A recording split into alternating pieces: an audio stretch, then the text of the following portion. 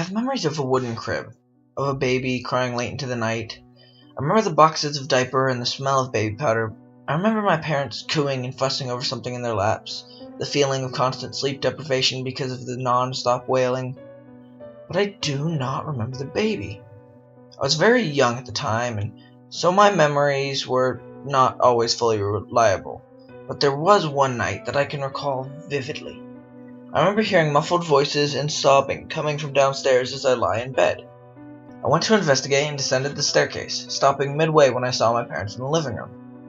I could tell instantly that there was something wrong. They were hunched over with their bodies blocking my view, and they were whispering and weeping hysterically. There was a blanket with a dark red stain on it in front of them and a bundle of cloth in the middle. I called out to them and they looked up and saw me on the stairwell. Their faces went white and my dad calmly instructed me to go back to bed. I did as I was told, but from my bedroom I could still hear them making noise.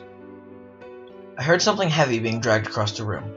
I heard shuffling and more shouting, and then the front door slammed shut. It was finally quiet after that and I went back to sleep. No more crying, no more noise, just peace. That night escaped my memory until a few years later when I suddenly had a recollection of the bloody soaked baby blanket brought on by a nightmare.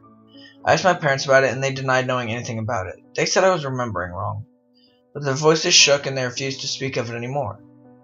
I was certain that there had been a baby, but one of them had done away with it.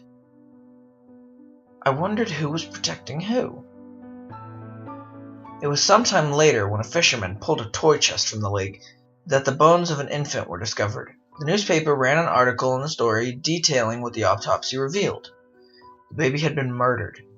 There were multiple fractures all throughout the tiny skeleton, and there were holes in the skull and eye cavities. Some of the toes and fingers had been cut off as well, and there was trauma to the mouth. The damage, it said, was most likely caused by scissors. The abuse of the infant was horrifying, and it shocked the city.